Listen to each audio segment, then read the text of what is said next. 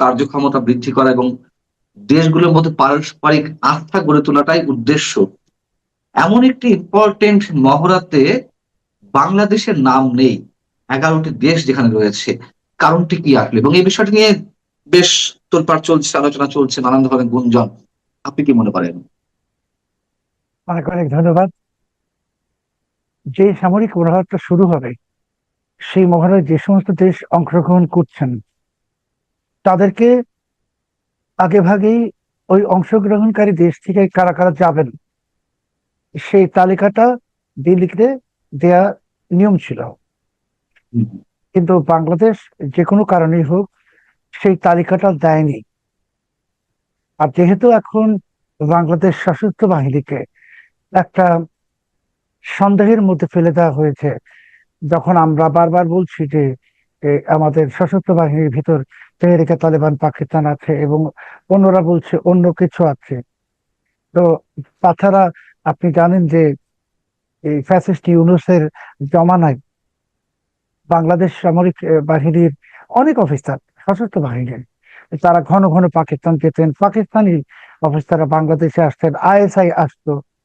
সব মিলিয়ে দিল্লি তো একটা ব্যাপার নিশ্চিত হতে চাবে যে ওই সামরিক মহড়ায় বাংলাদেশ থেকে যারা যাবেন তারা কেউ আইএসআই সংযুক্ত নন বা কোনো জঙ্গি কানেকশন তাদের নেই। কিন্তু যেহেতু ঢাকা এই তালিকাটা দেয়নি, কেন দেয়নি সেটা আমি জানি না। এই কারণে ঢাকাকে ওই সামরিক মহড়ায় রাখা হয়নি। তালিকা দেয়নি এবং সামরিক মহড়া রাখা হয়নি। খুব সহজ একটি হিসেব আপনি দিলেন। কিন্তু মানে এটির কোনো ইম্প্যাক্ট পড়বে কিনা? যেখানে ১১টি দেশ এই মহড়ায় যুক্ত রয়েছে এবং আহ, বাংলাদেশ সেখানে নেই। এটির কি আসলে কোনো ধরনের প্রভাব পড়ার সম্ভাবনা আছে নাকি নেই? নেই, যেমন আমরা বিশ্বকাপে খেললাম না, তাতে আমাদের কিছু গেল এলো না। এটি আমাদের সাবেক উপদেষ্টাদের কারো কারো মন্তব্য। তো বিষয়টি কিরকম? আর সামরিক মহড়া একটা অত্যন্ত গুরুত্বপূর্ণ বিষয়, বিশেষ করে যখন এই 24-এর কথিত অভ্যুত্থানের পর ইউনূসের দুর্বৃত্তপনার কারণে ভারতের সাথে আমাদের সম্পর্ক একদম তলানিতে না, তলানির নিচে চলে গেছে। তাকে আমরা বলি যে -0 ডিগ্রিতে চলে গেছে। এই সামরিক মহড়ায় বাংলাদেশের অংশগ্রহণ না করা, এটার মাধ্যমে একটা বার্তা বেশিও যাবে যে বাংলাদেশকে ভারত বুঝি বাদ দিয়ে দিয়েছে, বা বাংলাদেশ হয়তো এটায় অংশগ্রহণ করেনি। তো এটা যেভাবেই যান, ভারত বাদ দিয়ে দিয়েছে বা বাংলাদেশ যায়নি, এটা এটা দীর্ঘমেয়াদী, এটা খুব ভালো কিছু ফল বহন করবে না। আরেকটা জিনিস আমাদেরকে মনে রাখতে হবে যে আমাদের সশস্ত্র বাহিনী কিন্তু বর্তমানে দুটা কারণে আমাদের জন্য ইম্পর্টেন্ট। একটা হলো যে তারা সার্বভৌমত্ব রক্ষা করবেন। অন্যদিকে আমাদের এই সশস্ত্র বাহিনী কিন্তু একটা বিশাল বৈদেশিক মুদ্রা অর্জন করে। জাতিসংঘ শান্তিরক্ষা বাহিনীতে বিভিন্ন জায়গায়, তার মানে একটা গ্লোবাল ইমেজ। তো আমাদের সশস্ত্র বাহিনীর যে গ্লোবাল ইমেজটা আছে, এটা কিছুটা হলেও তো বাধাগ্রস্ত না হলো ক্ষুণ্ণ হবে, নষ্ট হবে, এটা তো সত্যি। এখন সব মিলিয়ে আমি যদি বলি যে 12 ফেব্রুয়ারি নির্বাচনের পর, যখন 17 ফেব্রুয়ারি এই সরকার, বিএনপি সরকার দায়িত্ব নিল বা সরকার গ্রহণ করলো বিএনপি, তখন যে একটা নতুন বাতাস বইছিল, যে এখন বুঝি সেই দুর্বৃত্তপনা, জঙ্গি দের উত্থান ইত্যাদি এসব শেষ হয়ে গেল, নতুন আরেকটা অধ্যায়ের সূচনা হলো। কিন্তু অধ্যায়টার সূচনা দুঃখজনক ভাবে বা দুর্ভাগ্যজনক ভাবে আসলে হয়নি। আমরা হয়তো আবারও সেই পাকিস্তানপন্থী পথে হাঁটছি, আমরা আবারও ভারত বিদ্বেষী পথে হাঁটছি। আর যখন এই ভারত বিদ্বেষী পথে এখন হাঁটছি, মানে এই মুহূর্তে যখন আপনার সঙ্গে কথা হচ্ছে একটা আহ বা সোয়া একটা এরকম সময় ঢাকায়, তো এই সময়ে পশ্চিমবঙ্গ যে নির্বাচন, সেটার কিন্তু ফলাফল আসতে শুরু হয়েছে। এবং এই মুহূর্ত পর্যন্ত সর্বশেষ ফলাফলে অল ইন্ডিয়া তৃণমূল কংগ্রেস বা মমতা ব্যানার্জি তৃণমূল কংগ্রেস, তারা পেয়েছে, তারা এগিয়ে আছে 71টা আসনে, 71 অথবা 72টা আসনে, এটা ফ্লাকচুয়েট করছে। আর বিজেপি তারা 134 আসনে এগিয়ে আছে, একদম স্টেবল। আর বামপন্থীরা কোনো আসন এখন পর্যন্ত এগিয়ে নেই। এখন তো বিজেপি দিল্লি যে সিদ্ধান্ত নেবে কেন্দ্রীয় সরকার, সেই সিদ্ধান্তই রাজ্য সরকারের। এবং বিজেপির যে এজেন্ডা গুলো, যে পশ্চিমবঙ্গে তারা বলে আসছে বাংলাদেশ থেকে বিপুল পরিমাণ ইনফিল্ট্রেটার ইনফিল্ট্রেটার্স তারা প্রবেশ করেছে পশ্চিমবঙ্গে। তারা বলে আসছে ওখানে প্রচুর বাংলাদেশি আছে। তো কাজেই সব মিলিয়ে একদিকে যেমন আমরা বাদ পড়ে গেলাম এই সামরিক প্রহরা থেকে, দ্বিতীয় ভাবে একটা বড় ধরনের চ্যালেঞ্জ বিএনপি সরকারের জন্য আসতে যাচ্ছে। এবং বিজেপি সরকার গঠন করাতে বিজেপির সঙ্গেই যদি আমাদের সম্পর্কটা না থাকে, মানে ভারত সরকারের সাথে, তাহলে সব মিলিয়ে আমি মনে করি একটা খুব কঠিন চ্যালেঞ্জ আসতে যাচ্ছে আমাদের জন্য। না, কিন্তু বিজেপির সঙ্গে কেন সম্পর্ক থাকবে না, কেন আপনি আশঙ্কা করছেন? আমরা দেখছি যে দুই দেশের মধ্যে ভিসা প্রক্রিয়া সহজীকরণ হচ্ছে, বিশেষ করে ভারতের ভিসা চালু হতে যাচ্ছে কয়েকদিনের মধ্যে পুরোদমে। আমরা দেখলাম যে ভারত থেকে ডিজেল আমদানি হচ্ছে, তেল আমদানি হচ্ছে, সম্পর্ক তো আগের চেয়ে ভালো।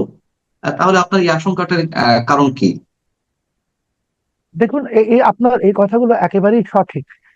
তেমনি ভাবে মনে রাখতে হবে যে নতুন যে ভারতীয় রাষ্ট্রদূত আসছেন দীনেশ ত্রিবেদী, হুম।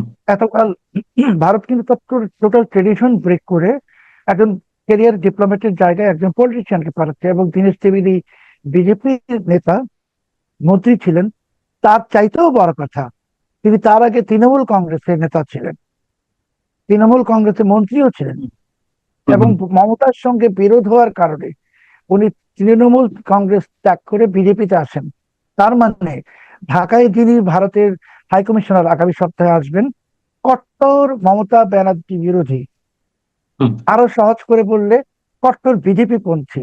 এখন আপনি যেটা বললেন যে ডিজেল পাঠাচ্ছে বা ভিসা খুলে যাচ্ছে, ভারতের পক্ষ থেকে তো চাচ্ছে যে এই এই সম্পর্কটা আবার স্বাভাবিক হোক, কারণ এটা ভারতের নিজের অভ্যন্তরীণ নিরাপত্তার স্বার্থেই তাদেরকে বাংলাদেশের সঙ্গে সম্পর্ক ভালো রাখতে হবে। তা না হলে বাংলাদেশে যদি সম্পর্ক না থাকে এবং ইউনুসের দুর্বৃত্ত বনার কারণে বাংলাদেশে যেভাবে সন্ত্রাসীদের উত্থান হচ্ছিল, জঙ্গিদের উত্থান হচ্ছিল, তো এই সমস্ত উত্থানের টার্গেট তো ভারত। তো ভারত তো চাইবেই না যে আবারও এখানে তার একদম আহ, ধারের কাছে একটা পুরো পাকিস্তান তৈরি হোক বা ওইরকম একটা হুম। Hostile situation. এখন তেল দিচ্ছে, ভিসা খুলছে, সবই ঠিক আছে, কিন্তু সম্পর্কটা তো দ্বিপাক্ষিক। এক পক্ষ সবই দিচ্ছে, আমি কি করছি বিপরীতে? আমি তো বিপরীতে যদি ঠিক উল্টোটা করি, তাহলে তো আসলে শেষ পর্যন্ত এই এই এই এই এটার ফল আমরা পাবো না, বা খুব বাজে একটা ফল আসবে।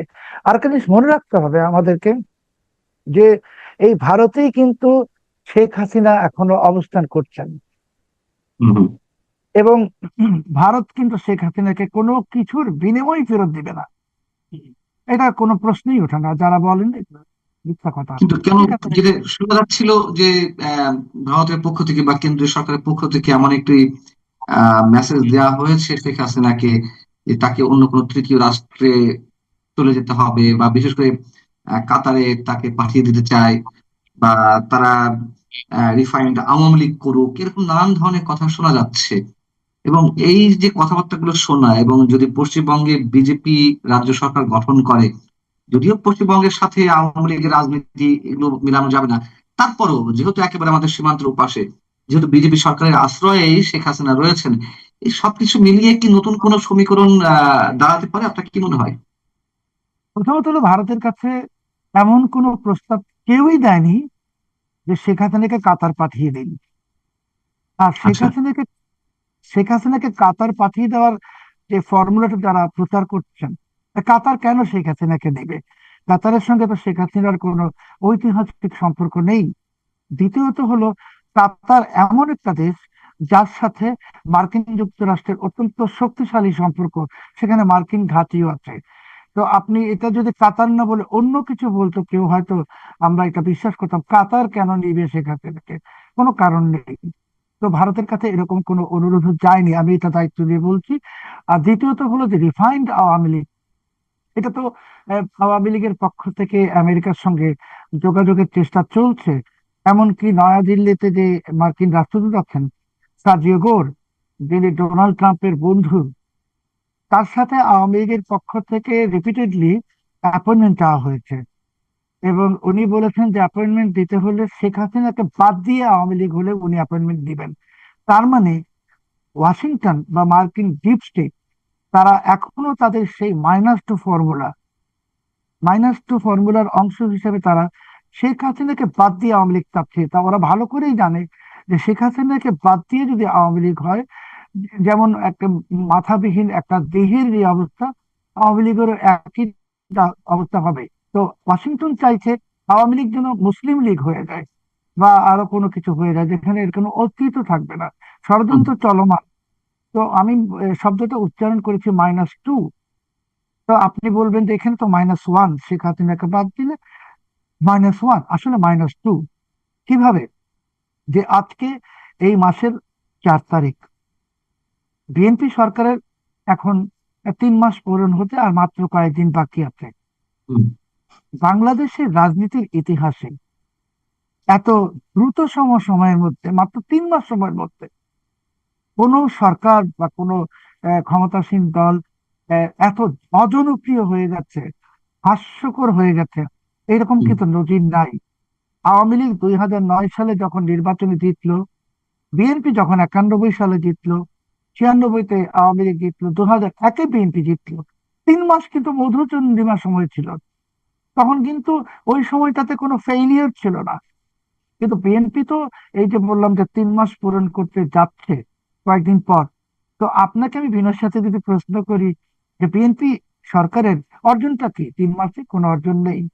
অর্জন যদি বলেন তাহলে 14টা বোয়িং কিনেছে, 45,000 কোটি টাকা খরচ করে আমাদের অর্থনীতির মেরুদণ্ড ভাঙা। তারপরে হুম। অনেক কিছু হচ্ছে যেটা বিএনপির ভাষায় অজনপ্রিয় সিদ্ধান্ত। এ- তো এই এখানে কি অজন বিএনপি কোনো দায় আছে? বিএনপি তো সবেমাত্র 2.5 মাসের একটি শিশু, নতুন সরকার হিসেবে। এবং যা কিছু পাচ্ছে সব উত্তরাধিকার সূত্রে পাচ্ছে কিনা, ডক্টর ইউনূস যা করে গেছে মার্কিন চুক্তি টুক্তি সেইগুলোর ঘানি টানতে হচ্ছে, অথবা যে বৈশ্বিক যে সংকটটি ইরান যুদ্ধকে কেন্দ্র করে তার একটি প্রভাব আছে অর্থনীতিতে। এখানে বিএনপি যদি ফেলিওর হয়ে থাকেও, তাতে তার দায় কতটুকু, অথবা তার কিছু করার ছিল কিনা আসলে? বিএনপি শিশু না। বিএনপি এর আগে, না, বিএনপি এই সরকার তো 2.5 মাসের শিশু এই মুহূর্তে। আমি বলি বিএনপি এই এর আগে 2বার রাষ্ট্র পরিচালনা করেছে, এবং এই সরকারে তারেক রহমান সাহেব ছাড়া অধিকাংশ মন্ত্রীরাই এর আগেও মন্ত্রী ছিলেন। ওনারা ভীষণভাবে অভিজ্ঞ লোক। আপনি হুম, বরঞ্চ বলতে পারেন যে বিএনপি যে ওর যে স্ট্র্যাটেজি, যে পলিসি, সেই পলিসিতে ভুল করছে। ভুল করার কারণে বিএনপি, আমি যেটা বলছি, 3 মাসেই ধাক্কা খেয়ে গেছে। এবং সেই ভুলগুলো হলো যে ইউনূসের করে যাওয়া যে দেশ বিরোধী চুক্তি, গোলামি চুক্তি, বা আরো যে অনেক কিছু, সেটাকেই যে আবার গ্রহণ করে নেয়া। ইউনূস করেছে, তার মাথায় যে একটা ভয়ঙ্কর বোঝা ছিল যে বাংলাদেশের জঙ্গিবাদের উত্থান, হামের টিকা সংগ্রহ না করা, অর্থনীতিকে ধ্বংস করে দেয়া, আমেরিকার সঙ্গে গোলামি চুক্তি করা, এই সমস্ত বোঝাটা ইউনূস সুকৌশলে বিএনপির মাথায় চাপিয়ে দিয়েছে। আর বিএনপিও সুবোধ বালকের মতো ললিপপ চুষছে আর ওই বোঝাটা মাথায় নিয়ে আছে। আর বিএনপি ভাবছে হয়তো যে ইউনূস তাদের মুরব্বী, অভিভাবক না, কিন্তু মুরব্বী। কিন্তু এই মুরব্বী যে কত ভয়ঙ্কর মুরব্বী, সেইটা বিএনপি খুব তাড়াতাড়ি টের পাবে। কারণ আপনি দেখছেন চারপাশের নমুনা, যে ইউনূসের, আপনার এই মানচিত্র চ্যানেলের অনুষ্ঠান আমি বলেছিলাম যে ইউনূসের লোকজনেরা আবার কথা বলতে শুরু করেছে। আপনি জানেন যে ইউনূসের একদম ভীষণ বিতর্কিত উপদেষ্টারা পোস্ট দেওয়া শুরু করেছেন, ঘন ঘন পোস্ট দিচ্ছেন, সাফাই গাচ্ছেন নিজেদের। তো ওনাদের একটা প্রস্তুতি বোঝা যাচ্ছে, নীরব প্রস্তুতি আবারও ক্ষমতায় ফিরে আসার। ইউনূসের একটা নীরব প্রস্তুতি আছে ক্ষমতায় ফিরে আসার। এই জন্য সে যা কিছু করছে, বিএনপিকে যত দ্রুত অজনপ্রিয় করে ফেলা যায়।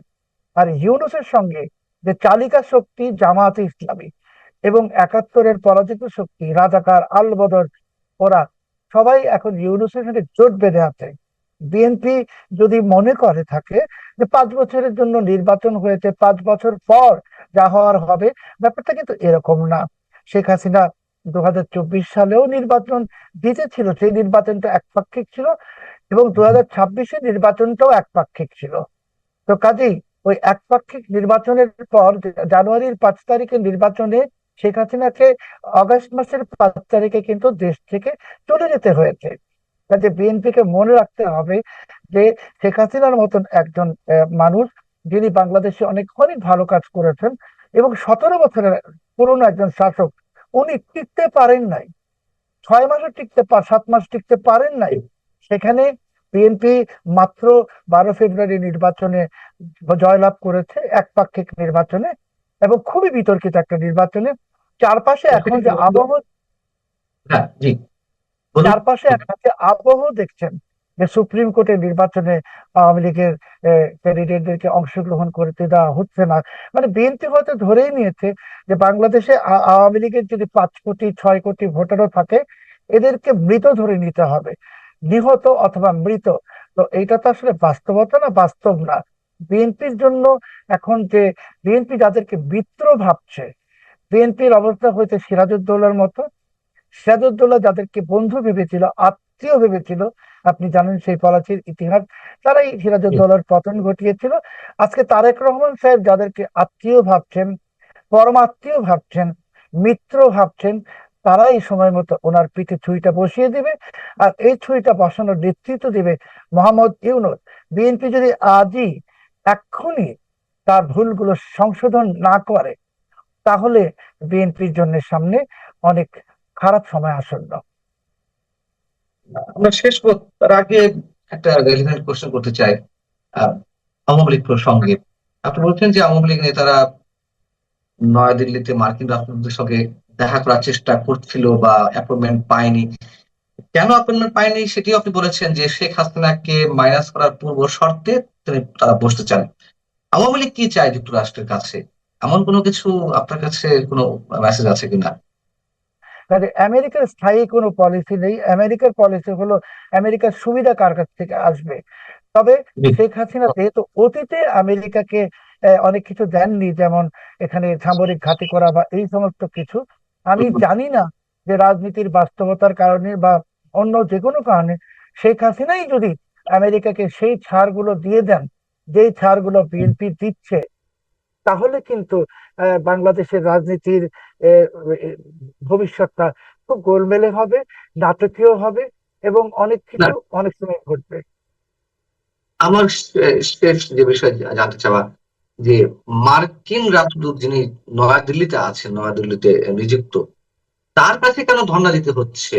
আহ, মার্কিন স্টেটের কি আর কোনো কেউ নেই যার কাছে আওয়ামী লীগ দেন দাবা করতে পারে? না, সার্জিও গোর তো এই অঞ্চলের প্রধান, আচ্ছা। এবং সার্জিও গোর সেই সেই ডোনাল্ড ট্রাম্পের একজন ঘনিষ্ঠ বন্ধু। কাজে সার্জিও গোর তো এটা সিদ্ধান্তটা উনি নিবেন, ওনার উপরেই তো এই দায়িত্বটা, কাজে ওনাকেই ধরতে হবে। আর আওয়ামী লীগের ওয়াশিংটনে বা ক্যাপিটল হিলে লোকজন কেউ আছে কিনা, তো আমি এইভাবে বিনয়ের সাথে বলতে চাই যে আওয়ামী লীগের আসলে কেউ কোথাও আছে কিনা আমি তো জানি না। এত বড় একটা রাজনৈতিক দল, তার তো একটা মুখপাত্রও নাই, তাই না? কিন্তু আওয়ামী লীগ যে সার্জিও গোরকে অ্যাপ্রোচ করেছে এটা সঠিক, কারণ উনি এই অঞ্চলের দায়িত্বপ্রাপ্ত, ওনার মাধ্যমেই যেতে হবে কোথাও গেলে। কিন্তু সার্জিও গোরের শর্ত হলো হাসিনাকে বাদ দিতে হবে। আর আওয়ামী লীগ তো হাসিনাকে বাদ দিয়ে কিছু করবে না। কিন্তু আমার মনে হয় যে আওয়ামী লীগ এই মুহূর্তে, আজকে থেকে 3 মাস আগের আওয়ামী লীগ আর আজকের আওয়ামী লীগ এক না। আওয়ামী লীগ অনেক স্বস্তিদায়ক অবস্থায় আছে, কারণ আওয়ামী লীগ দেখছে, আমরাও দেখছি, যে বিএনপি ফেল করছে, এবং বিএনপি খুব অচিরেই ফেল করবে, এই সরকারটা মুখ থুবড়ে পড়বে। কিন্তু এই কারণে ফেল করলে তো ডিপ স্টেটের প্রতিনিধিদের ক্ষমতায় আসার কথা, মানে সমীকরণ অনুযায়ী। সেক্ষেত্রে হ্যাঁ, বিএনপি আওয়ামী ফেল লীগের ক্ষতি করলে হওয়ার তো, কি আছে? ডিপ স্টেটের লোকেরা আবার রিটার্ন করবে, আমি যেটা বলছি। আওয়ামী লীগের খুশি হওয়ার কারণ হলো যে আমিও পেলাম না, তোমাকেও দিলাম না, ব্যাপারটা এমন।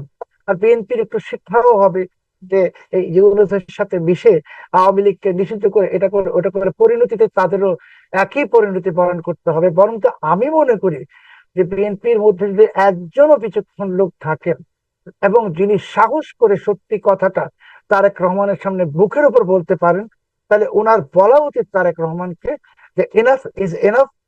এখন আর ওর প্রেসক্রিপশন শোনা যাবে না। আমরা আমাদের প্রেসক্রিপশনে চলবো। বাংলাদেশের রাজনীতিতে ঐতিহাসিক ঐতিহ্যবাহী দুটোই দল, বিএনপি এবং আওয়ামী লীগ, আওয়ামী লীগকে আবার রাজনীতিতে ফিরিয়ে আনতে হবে।